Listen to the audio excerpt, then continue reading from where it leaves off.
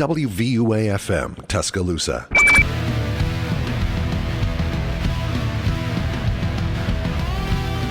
You are listening to the student section this Friday night on WVUA 90.7 The Capstone. My name is Jaylon Brooks, and I'm usually here with my two co-hosts, Connor Rolls and Brady Gorgon, but they are already headed out to spring break, and I just want to wish them safe travels.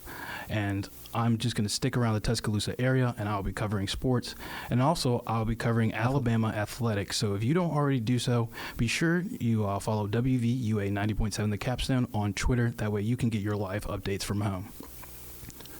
Usually on this podcast with my two co-hosts, I discuss NFL news or NBA news, but we're kind of in a weird period of sports right now, mostly because the NFL season just ended, and now the NBA season is starting its second half of the season, and we're not really going to learn anything new that we already don't know now. But we can still talk about some minor headlines that I don't think should be overlooked. Matter of fact, one of the things I wanted to talk about starting this off was talking about the Ravens GM, Eric DeCosta, placing a non-exclusive franchise tag on Lamar Jackson. And to translate it to NBA terms, it basically means he's a restricted free agent. To put it in simple terms, in case that's a little bit hard to understand, it basically means any team can make an offer for Lamar Jackson right now, but the Ravens have the last say whether they want to match the contract. I think it's interesting to note, as of today, March 10th, no teams have yet made an offer on Lamar Jackson. And I'm not hanging around NFL owners, and unfortunately not. I would like to maybe one day. Maybe I can pick their mind. But if I were to speculate, I would think this is probably one of the more public displays of collusion we've seen from the owners of the NFL and the NFL. Sources close to the Ravens say that Lamar wants a fully guaranteed deal. However, it's my belief that the reason we haven't seen any offers or anything close to that is because I don't think the league wants to set a precedent, especially after the Deshaun Watson situation.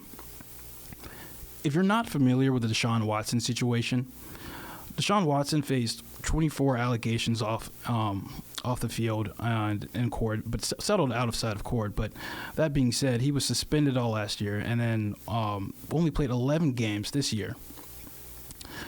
That being said, he still got a NFL record $230 million, $200 being guaranteed. I think reports came out on NFL Network that a lot of the owners were very upset that this had happened. So I think that also plays into why we haven't seen any teams make an offer. One, for that reason, and two, they also know that the Ravens are not going to let their MVP just walk out the door. I mean, if you think about it from the Ravens' perspective, you're going to match anything.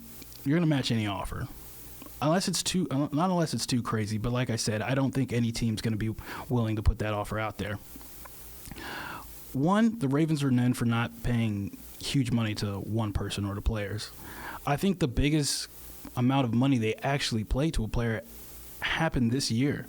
It was Roquan Smith that they acquired in a trade from the Chicago Bears. And after that trade, they extended Roquan Smith to 4 years, $100 million, with, I believe it was in the $50-$60 million range guaranteed. That just talks about how much the Ravens are willing to spend money.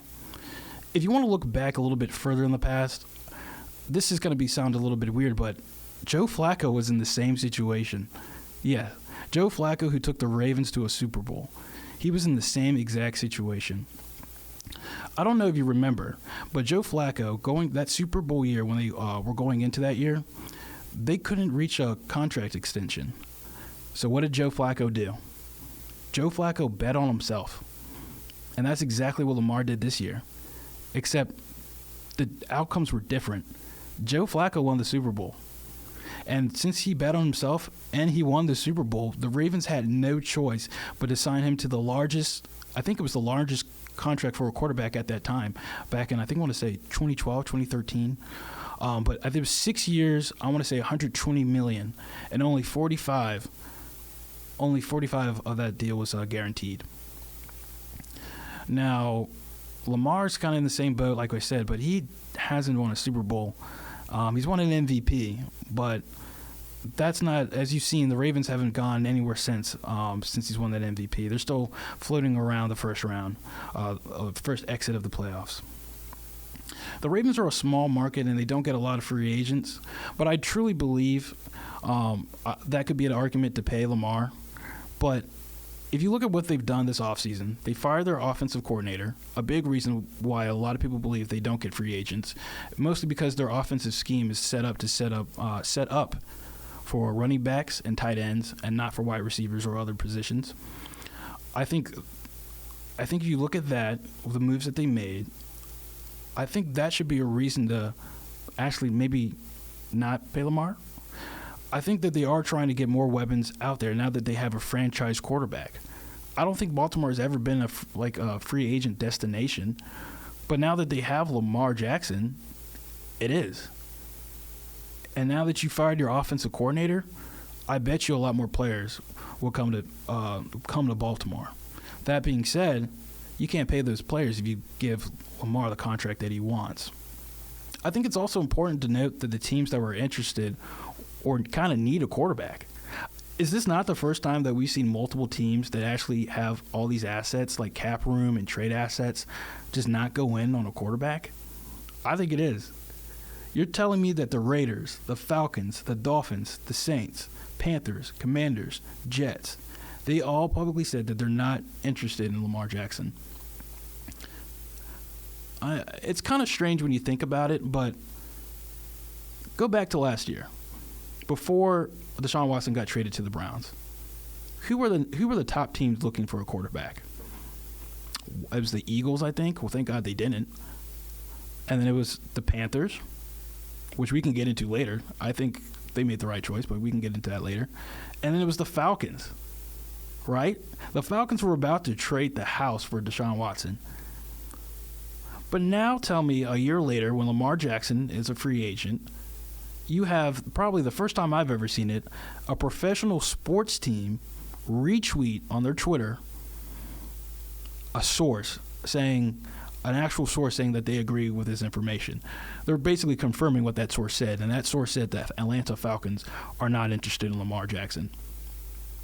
You mean to tell me the Falcons, who just almost paid the house for Watson last year, are no longer interested?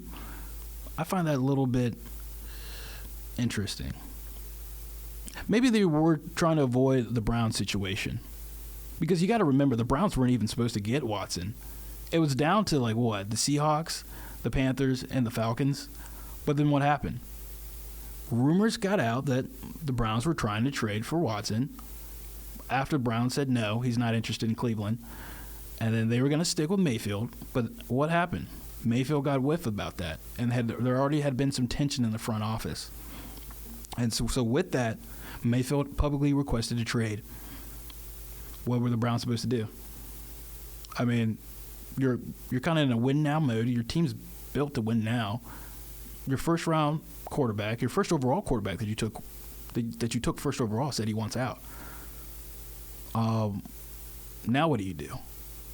Well, you go out and get the best quarterback that's available. You say, okay, you know what? You're forcing my hand. Baker kind of forced my hand. We're going to pay you whatever you want. And Watson said, okay, now we're talking. Give me a record-setting, NFL record-setting amount of money. And that's what they did. And that is why Watson is now with the Browns. So the reason I say that, maybe the Falcons were trying to avoid that with Desmond Ridder. The Falcons took Desmond Ridder with the third round, not even the first round, the third-round pick. And maybe they got rid of Mariota already. That's one thing we can talk about. They cut Mariota, so now it looks like the keys are heading into Desmond Ridder. You don't make a move for Lamar, or don't even take a look at Lamar because you don't want to piss off your third-round pick? I find that kind of ridiculous. I mean, it's not like he was a first-round pick. You know? It's not like he was first overall like Baker Mayfield.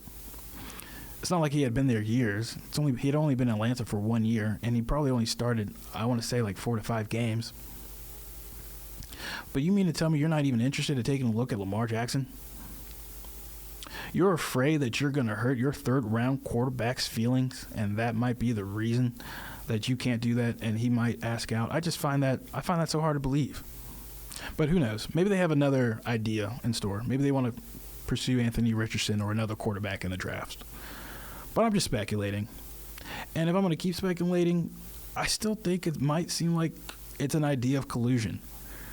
But if it is, I'm going to be completely honest. How hilarious would it be if Dan Snyder, the owner of the Commanders, who, to all accounts, is not very popular with NFL fans or NFL owners or just pretty much anyone, it seems like. But what if the owners finally agreed to kick out Dan Snyder, and as revenge on his way out of the league, just to piss off the rest of the league, just metaphorically just flip the bird to the rest of the owners by giving Lamar Jackson the biggest guaranteed deal in NFL history? Would that not be just hilarious? I could see it, and I think that would be an amazing move for the Commanders, and I would be all here for it. As an Eagles fan, that would be kind of upsetting because I would not want to deal with Lamar, but I just think that would be the most Dan Snyder thing, and that would be hilarious. I have a little bit more I want to get into, but I think there's some more things we got to take away, and I think we're going to get back to this right after this break. But for right now, please stay tuned. You're listening to WVUA 90.7 The Capstone.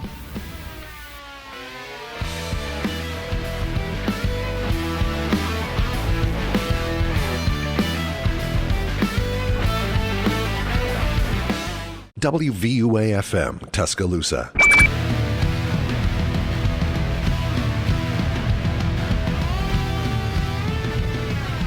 And we are back. You're listening to the student section on WVUA 90.7 The Capstone.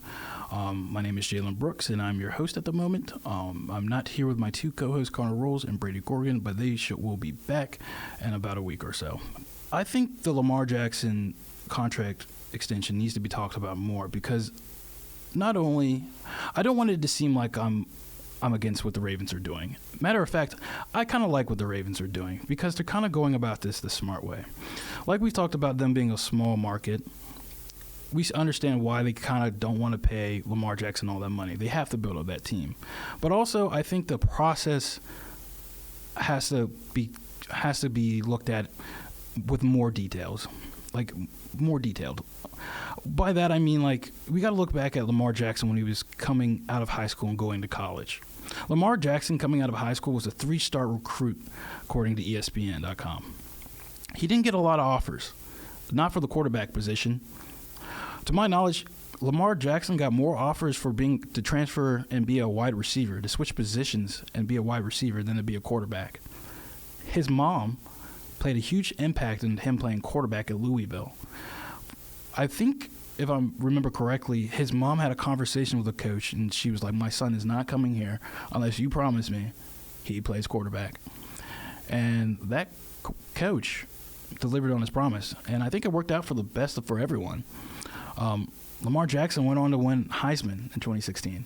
And then guess what? In 2017, he did it again. 2-time Heisman winner. 2018, what does he do? He declares for the NFL draft. And I want to say this because it's kind of important to note, and it's going to be a talking point a little bit later. He declares for the NFL draft without an agent. His mom was his agent. And just like you saw how she handled the college, him going to college, you can see that she kind of plays a big part in his life when it comes to big decisions.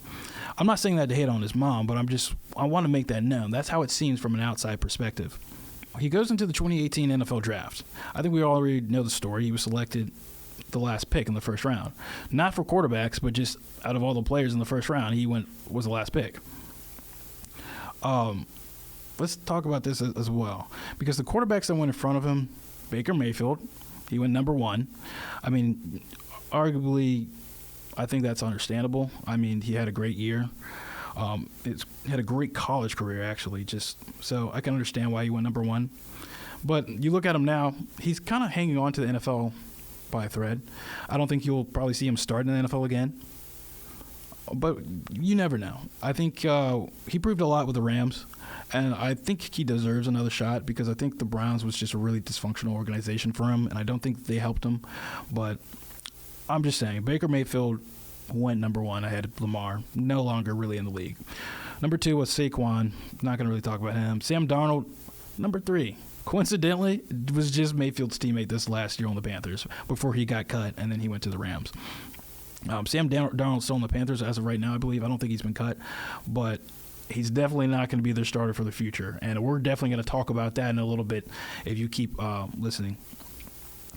And then number 7, the third quarterback taken was Josh Allen out of Wyoming. We all know Josh Allen, what he is now, but, hindsight's 20/20, but rocket of an arm, intangibles. But I think all the concepts about Josh Allen were very similar to Lamar Jackson. And I think it's very interesting for a 2-time Heisman winner to be the 5th quarterback taken, but especially when you have a quarterback like Josh Allen, who's one of the bigger question marks in the draft. But yet, he still went number 7th overall. The last quarterback that went in front of Lamar Jackson, it's Josh Rosen. Yeah, most of you guys were like, who? Probably, right? But Josh Rosen, coming into that year, that college year, I believe, was the number 1 prospect going in the mock draft, and Mel Kiper's mock draft from UCLA. The only reason he fell were his injury concerns, because I think he kept getting a lot of concussions, and a lot of people were concerned about his durability, but also some of his character, and some of the same reasons he's not really in the league anymore. But yeah, Josh Rosen went number 10, and how do I say this? You're probably like, is he in the league now? I think he's a practice quarterback. I think he actually, I think he was a practice quarterback for the 49ers, but he might have gotten cut. I'm not for sure. But one of the reasons I wanted to bring up Josh Rosen, usually I wouldn't bring him up at all, but Josh Rosen has to be brought up because I think he has one of the funnier, well, it's sad for him, but one of the more funnier moments for me. He had a great post quote in the draft, because he was supposed to be ranked at number 1, like I had previously mentioned. He was supposed to be like a top pick, but he fell even more than Lamar did. I mean, no, Lamar fell probably more than Josh Rosen did, but still. Rosen was believed to be a top 5 pick, guaranteed, but he fell to 10, and then this is what he said in his post conference after falling the draft. There were 9 mistakes made ahead of me, and I will make sure over the next decade or so that they will know that they made a mistake. Yeah, so that didn't age very well. Josh Rosen, probably you'll never hear of again, unfortunately. But I just had to mention that because he was drafted before Lamar Jackson. But Josh Rosen went to the Cardinals, and like I said, I don't think the Cardinals really helped him out either. The Cardinals were terrible. They actually did worse than they did that year, and they ended up with a number 1 pick next year, and you probably know who they took. Kyler Murray. So if you didn't know, now you know, but yeah. So then I think they traded him to the Dolphins, actually, I believe, and that's when they took Tua the next year. And then I think he went to, I want to say he went to the Lions and then the 49ers, but he's been around the league a lot, so I just wanted to bring that up. And then, of course, with the last overall pick, the last QB taken in the first round was Lamar Jackson. And I like Lamar Jackson's post-interview too, because I think it has to be stated that you can see the difference of how they both answered that question of like falling in the draft. And this is Lamar. Could you have done differently that you could have gotten out of that room quicker and got drafted earlier in your career? Nothing. I'm happy to be a Raven. It don't even matter. Yesterday does not matter. You're looking forward to today. I'm looking forward to being a Raven. What are they getting? Everything out of me. They're going to get a Super Bowl out of me. I need that.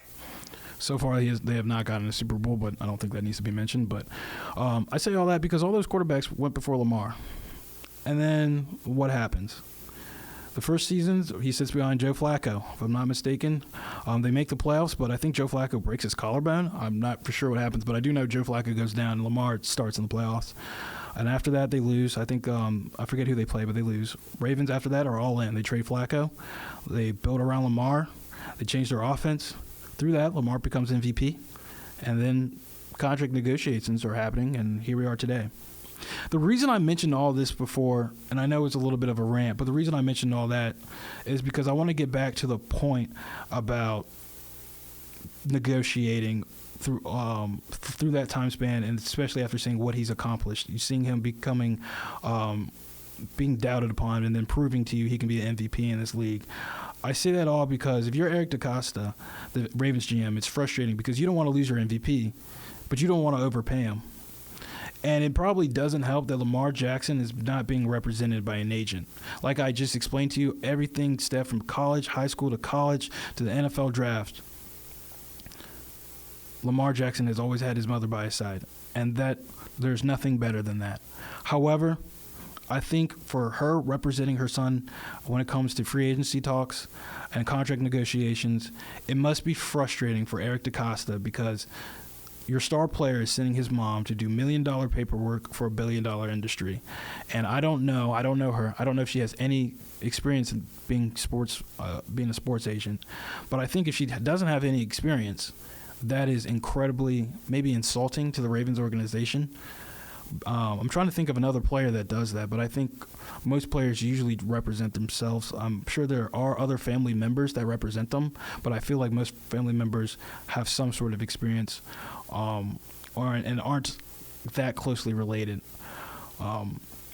So it's interesting, but as for right now, not one other offer from any other teams. If the Ravens do sign Lamar, I do think he'll come back a Raven. But I do think the Ravens GM, Eric DeCosta, has ruined the trust and relationship with not only Lamar Jackson, but some of the other players in this locker room. It's just, I know he's your star player, and I know he's frustrated, and I know you might be too, but I think the negotiations have been going on for so long and not be able to come to a point.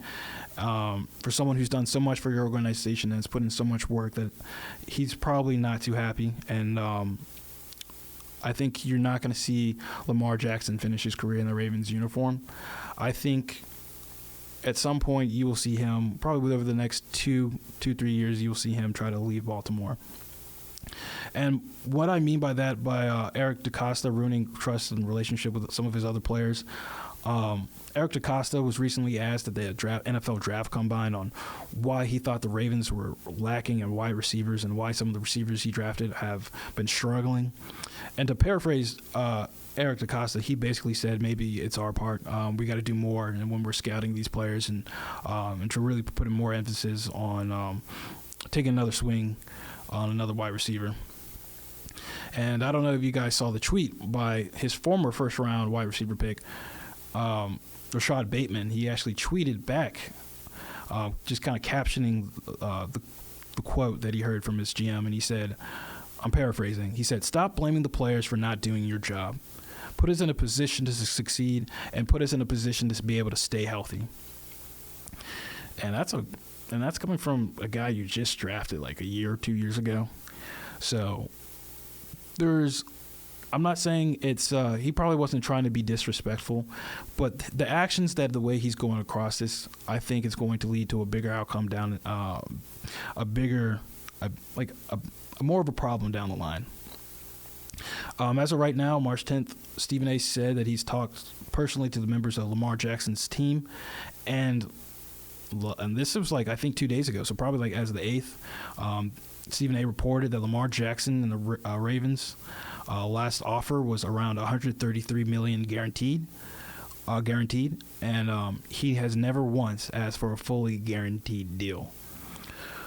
There's a lot of speculation to what this could mean, and honestly, I think there's a whole lot you could probably look at, but I think really what we're looking at is an end of the era for Lamar Jackson and the Baltimore Ravens. I truly believe some point down the line that Lamar Jackson is going to look at a different team. I think you got to keep an eye on some teams named like Atlanta, Lions, Seattle. These quarterbacks who have bridge quarterbacks, not franchise quarterbacks. Tua's in that category for me. The only reason Tua's in that category, not for because I think Tua can ball. I just think the injury concern's a major problem. But I think that's his hometown too. Lamar's from Miami, so I wouldn't be surprised if Lamar went back home. I just think the relationship has been soured in Baltimore. With that being said, we're gonna come back and we're gonna talk a little bit more about what to expect in this NFL offseason, moves that have happened, signings that have happened, and talk a little bit more about the NFL draft rumors and some of my hot takes for this upcoming draft. I like a lot of these players, but I think this draft might surprise a lot of people. I'm getting that feeling, and especially with the move the Panthers just made. So we're going to get a bit more back into that and talk about that a little bit more right after break. Thank you for listening to WVUA 9.7.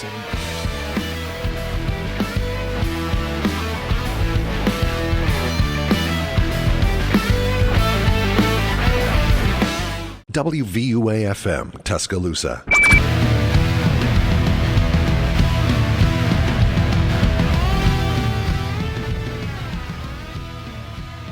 And we are back at the student section on 90.7 The Capstone. And I'm your host, Jaylon Brooks, and we're going to get back and moving into some of these NFL reports and off-season transactions. So one of the main things I guess we could talk about is, I guess, one of the bigger pieces of information. Derek Carr signed with the Saints for 4 years, $150 million. Derek Carr is coming over from the Raiders, which he spent 9 seasons with and only has one postseason win. I'm not really going to talk much about that. I think that's just the Saints just thinking that they have a real shot. Their division is weak. I mean, you look around, but that's what we're going to get into in a little bit. The Panthers, the Bucks, the Falcons, they're just all teams that need a quarterback, and all the teams seem pretty weak. So it's really just a toss-up for that division, and I think with Derek Carr, they feel like they have a chance to win that division. So I understand. Plus, they're just still loaded with talent. I think the Alvin Kamara situation is a thing to watch. I think he had just been indicted on that Vegas case for assaulting a man. But I'm not going to speak on that. But it's going to be interesting to see how the Saints pivot, because you also have to remember the Saints gave up their first-round pick, but they also got a first-round pick back. They traded to get one back. So now they have, I think, I want to say like the 31st pick or the 30th pick. So they still believe they're in contention. That's why they gave up their first-round pick for this year, because they thought they had a chance last year, but injuries happened, and I guess they still believe that. They're going to probably try to keep Jameis as a backup. If that doesn't work out, I wouldn't be surprised if you see Jameis get cut or moved just to clear up some cap. It'd be interesting to see where he lands, but other than that, I think I'm not too impressed with the signing, just based off the fact that it's Derek Carr. And Derek Carr is a good, steady quarterback, but I don't believe you can win with Derek Carr.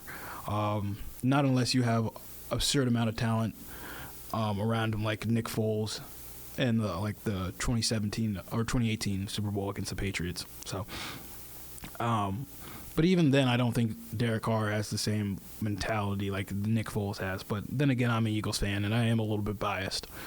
The next piece of information is Daniel Jones finally reaches an agreement with the New York Giants. He's staying in New York for 4 years, $160 million, and because of that deal, that's going to force the Giants to play Saquon Barkley, their star running back that they took second overall, to a franchise tag of $10.5 million. So I don't know. A lot of people are hating on this deal. You're going to have to pay Daniel Jones. I don't hate Daniel Jones. I like Daniel Jones, if I'm being completely honest. I think it is crazy that you're paying Daniel Jones a little bit more money than Patrick Mahomes right now. Patrick Mahomes, I think, is set to make like $30 million this year or something like around in that $30 million range, 30, 35.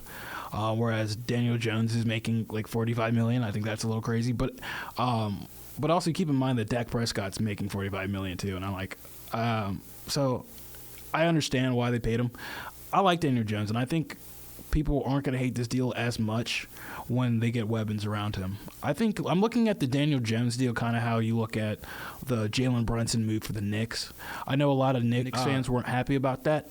So I think Jalen Brunson has proved them wrong, because he should have been an all-star. So I think it's going to be the same kind of situation for the New York Giants.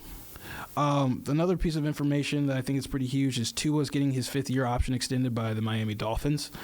That's a pretty big deal, because we didn't really know what they were going to do. I think they're keeping their door open. I think they're trying to see if he can be healthy again next year. I don't think they're sold on Tua. I think they will tell you that, but I don't think they're sold. I know they said they're not interested in Lamar Jackson, but I promise you that they are very much interested in Lamar Jackson and they can get him. But nothing too surprising there. I think it's a little surprising for the next team I'm about to mention. The Seattle Seahawks are signing Geno Smith to a 3-year, $105 million deal. I think that is a huge signing for the Seahawks. It kind of gives us a little bit of an idea of what they're going to do in the draft. I don't think that it's my personal belief that they're not going to target a quarterback. I think they're going to try to trade for one over the next couple of years. But I think you saw what they did. They won. They proved that they can win with Geno Smith. Comeback player of the year, Pro Bowler, well deserved. Had one of the sickest one-liners I've ever heard for a post-game interview. The game, I hate when I mess up the line, but I think the quote goes, "The game wrote me off, but I didn't write back," and that's just a baller quote. I think probably Geno Smith and Jalen Hurts and Travis Kelce probably are the best at dropping one-liners. And I'm not saying that because I'm an Eagles fan, but like seriously, like if you haven't heard some of Jalen Hurts' one-liners, he doesn't talk a lot, but when he does, you got to listen to it because it makes you want to run through a wall, and I see why that team pulled towards him as a leader. But the biggest news I really want to get to, it's the Panthers. The Panthers, just an hour before the show, the Panthers shocked the NFL world by trading for the first overall pick for this upcoming NFL draft.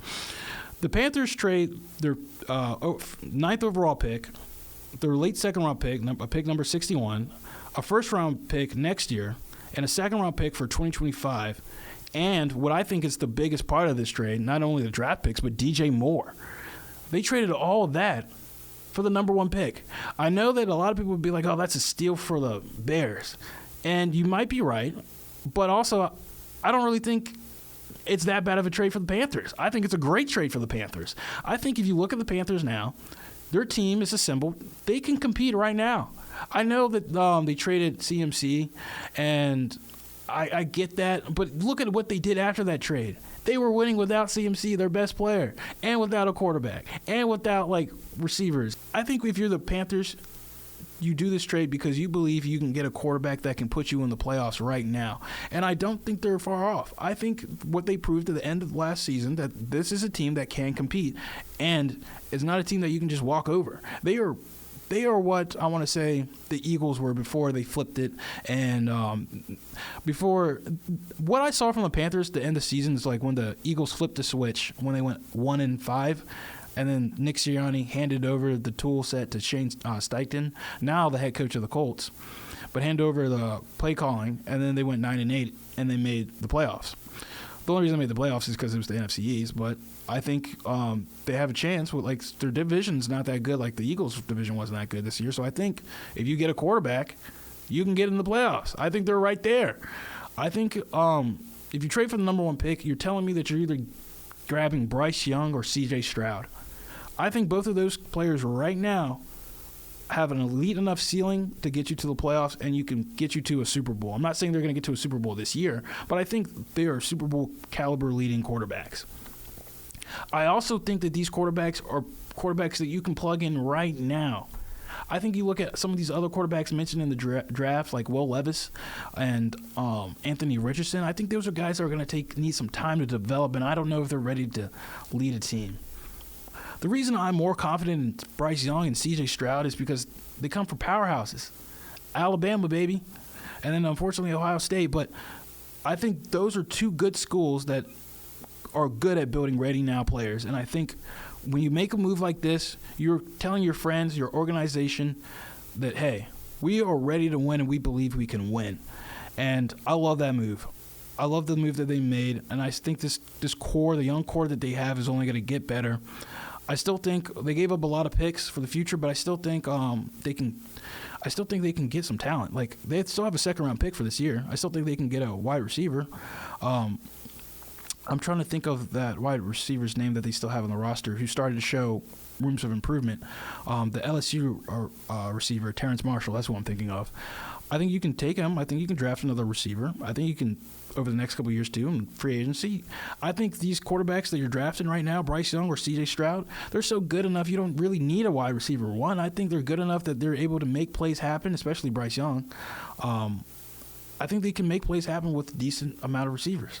However, I think if you take like Anthony Richardson or you take like Will Levis, you're probably going to need a wide receiver one.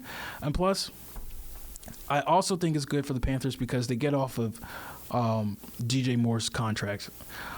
You're freeing up cap space. You're going to take some hits for a couple years, but I think that's fine because your team is so young. You asked me who should they draft now. I honestly couldn't tell you. And I don't know who they're leaning towards. I'll give you my opinion in a little bit. But I think who's easier to build around right now, I think if you were to ask me right now who the Panthers were to have an easier time build around, I'd probably say Bryce Young. Without DJ Moore and without like a core wide receiver room, I think Bryce Young is like able enough to make plays run outside the pocket. Whereas CJ Stroud, who I think is like just same stratosphere as Bryce Young, but he doesn't use his legs as much. I think he can still do that. He just doesn't prefer to. But I think at this level he will. And you saw glimpses of that when Ohio State played Georgia. I mean, he was balling out. I mean, like, that was a crazy game. So I think you can't go wrong with either of those picks. But for the Panthers, I don't want to say it was just a steal for the Bears because I think it was also a really good trade for the Panthers, and I'm excited to see what they do because I like their coaching staff, Jim Caldwell. I like Frank Reich. I know I'm blanking on that Rams coordinator, but he's coming over. I think they have a good young core for players and coaching, and I think they're gonna figure it out. And plus, David Tepper is one of those owners who's just like we're gonna try to go after everything, every player, and you saw that even the year they went after Stephon Gilmore, and we're like, why the Panthers traded for Stephon Gilmore? Like, that's kind of random, but it was his hometown, so I guess it makes sense. Still kind of question it, but he's gonna swing for the fences, and that's exactly what they did. Now, if you ask me who they're gonna pick, I personally believe that the Panthers are gonna spend the number one pick on C.J. Stroud. The reason I say that, I'm reading into a little bit between the lines. I think Dan Orlovsky, he was being interviewed for the Panthers position. And he had to back out because he liked being on TV. But he had been talking up a lot of C.J. Stroud when it comes to, like, Panthers discussions. Every time you see Dan Orlovsky talk Panthers, he would always be the first to mention C.J. Stroud. So I feel like he maybe knows something what the direction of that the team wants to go in. But who knows? Because just when this trade went down, he tweeted, my gut feeling is Anthony Richardson, which I don't think any player's trading up for Anthony Richardson for number one overall. I think that's too much of a risk at number one. Whereas you can still get these great elite prospects at number one with this being a safer. Anthony Richardson's going to be a tough like bet, but we'll see what happens. But for the Bears side of things, the talk about this trade, you guys won this trade, obviously. I'm not going to say it's a steal, but you guys won this trade. This is a win now, not a win now move for the Bears, but it's a win for right now for the Bears because you get DJ Moore, you get a wide receiver one for your young quarterback.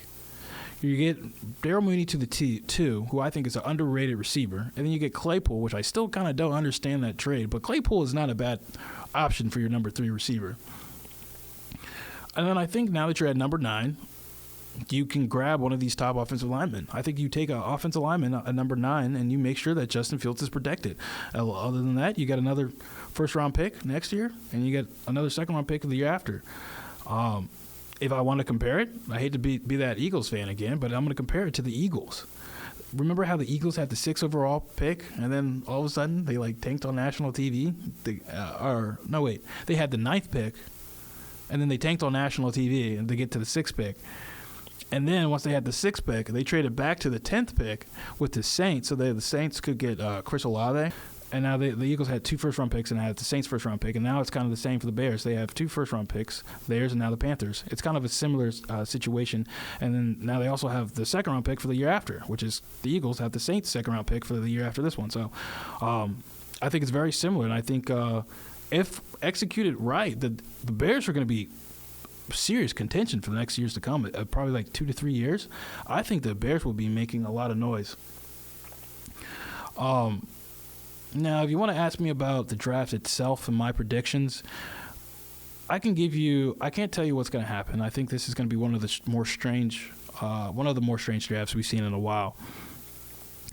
I'm going to tell you some hot takes that I have, and after that, I'm probably going to talk about a little bit about some free agencies that I think we need to take into account where I said I have some of these players.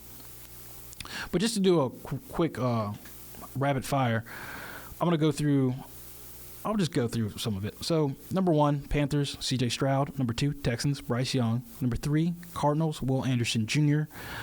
4, Colts, Will Levis. Number 5, I have the Seahawks taking Jaylon Carter out of Georgia. The reason I have the Seahawks taking Jaylon Carter is because now that the Bears moved down, and with some of the reports that we're seeing with Jaylon Carter off the field, some character issues, I think that the Seahawks want to bolster that D-line. I think that's kind of what they like to do. I think they're going to go defense first. And Pete Carroll and that Seahawks organization, they're like famously known for dealing with player issues. So I just feel like talent alone and them not really caring about player issues, it just makes sense to me that the Seahawks would go Jaylon Carter at number 5. I don't think they're worried about anything else. I mean, they might be a little worried, but I don't think they're too concerned. Number 6, I'm a little bit iffy about this one. It's the Lions. I'm going to have them take Devin Witherspoon. I just think they're going to try to bolster up that secondary. So I'm just going to stick with that to be safe. 7, Raiders. The Raiders are a hard team to watch, or a hard team to judge, rather. I think they're just going to go O-line, play it safe, because usually the play it safe. I think they're going to try to go – I think they might try to go for Devin Witherspoon, but if that's not in play, I think they're going to go O-line. Rumors are that they're going to try to go after Jimmy G, and he's the guy. So I don't know if I really believe in Jimmy G that much, but I do believe for Josh McDaniels that makes the most sense. I don't see them drafting a quarterback. So I have them taking a tackle out of Northwestern, Peter Skoronowski. I hope I said that name right, but I am not good with names, so excuse me if I did not. 8 overall, I have Tyree Wilson. I think the Falcons don't take Anthony Richardson, even though that talent's insane. I just feel like they're just not going to do that. I feel like they like Desmond Ridder, and they're going to give him another shot. But I also feel like they're trying to tank low-key for Caleb Williams. Either Caleb Williams goes to the Falcons or the Bucs, in my opinion, next year. I think one of those two teams are going to be tanking for them. Maybe the Titans as well, but we can get into that a little bit later. So, 8, I have the Falcons taking Tyree Wilson. Number 9, Bears after the trade. I have them going Paris Johnson Jr. I think they were teammates with Justin Fields, so I have them reuniting just to give a little bit more support for Justin Fields. Number 10, I really do think the Birds will trade back. The Eagles are going to trade back a lot. I think they're going to try to target a cornerback in the second round. I think they're going to try to – what I would like to see the Eagles do, it's a hot take, I would like to see them trade back a couple of spots and take Bijan Robinson, because they are losing so many weapons defensively that you're not going to be able to make it up with all these rookies. So to stay competitive for the years to come, I think you have to overpower that offense. And if you could imagine Bijan Robinson with that O-line and Jalen Hurts, my God, that would be scary. I don't think that's crazy. So they trade back and get some middle round picks alongside with some compensation picks for their offensive staff and defensive coordinators leaving. I think you could see them moving around a bunch, and I think they're going to take like a cornerback in the second round. But later in the draft, I have them taking defensive end Myles Murphy with that second pick. I don't really want to talk about too much for the rest of the teams outside of the top 10, because I think it's nothing too insane. My hot takes, though, is for pick number 16. I have the Giants. I have number 16. I have Washington trading back to the 23rd overall spot with the Vikings. I have the Vikings moving up to take Anthony Richardson. Yes, I know. What am I thinking? Well, let me tell you why. If you don't remember, the Giants almost made the trade back offer with the Bears, instead of the Bears with the Vikings. The Giants almost made that offer for the Vikings to move up to take Justin Fields. The Vikings really wanted Justin Fields, but Bears had the better offer, and because Bears had needed a quarterback for way longer. So obviously, long story short, Justin Fields goes to the Bears, but rumors, you give Kirk the extension. I think he's on a 1-year deal now, or 2 years. I think it's a 1-year deal, though.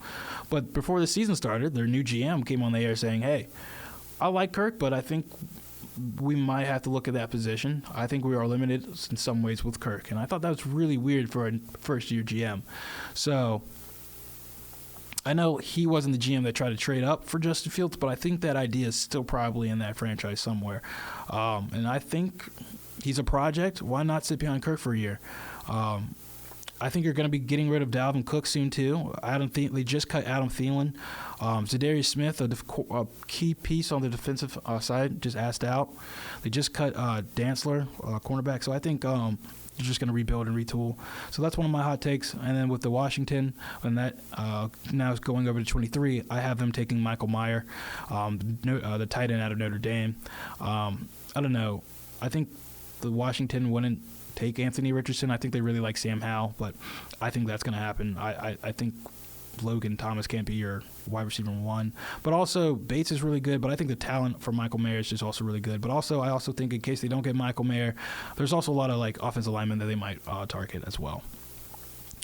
Another big name is just Joey Porter going and playing for his dad's former team with the Steelers. And I have Bijan Robinson. If the Eagles don't obviously take Bijan Robinson, I have the Eagles taking Christian Gonzalez. But if the Eagles don't take Bijan Robinson, I have the Eagles taking Christian Gonzalez. But I have the Bucs taking Bijan Robinson if that happens as well. So I think you get the best talent player available, and Bijan Robinson's clearly a top 5 talent in my book. But you know how running backs are in the drafts. I think they're going to fall. But those are my hot takes for the NFL draft, and we're definitely going to hear more as the weeks progress. We're going to hear a lot more rumors, especially with now that the Panthers are number 1. That's so interesting to see. I'm excited to see how that is. I'm really excited just to see the future of that division, because I think it's kind of the point to where the NFC East was, the NFC South, where all the NFC East teams were bad or kind of known for being bad, and then now they were the most winning division this year. And I think the NFC South is going to slowly start to do that as well. Before we get out of here, I just want to keep some big names to watch for free agency for this NFL season. It's Derrick Henry's name's been tossed around a lot. Dalvin Cook might be headed out. Chauncey Gardner-Johnson, I can't say his last name, so excuse me, but he couldn't reach a deal with the Eagles, so I think he's going to be free agent. Rumors are he wants to break the market for safeties, so he probably won't be back with the Eagles. Bates is leaving the Bengals. Fletcher Cox, James Bradbury is leaving the Eagles. Darius Slay is being talked about in trade talks just because their failure to reach a contract agreement or extension. And like I said, Adam Thielen just got cut. And Jimmy G is probably going to end up on the Raiders, is what it sounds like. But we can discuss that more when we come back. For those of y'all listening, I want to say thank you for taking this time to be a part and listening to the student section on WVUA 90.7 The Capstone. Enjoy your spring break, and make sure, if you don't already, follow WVUA 90.7 on Twitter. That way you can get live updates on Alabama athletics. Thank you so much, and y'all have a good night.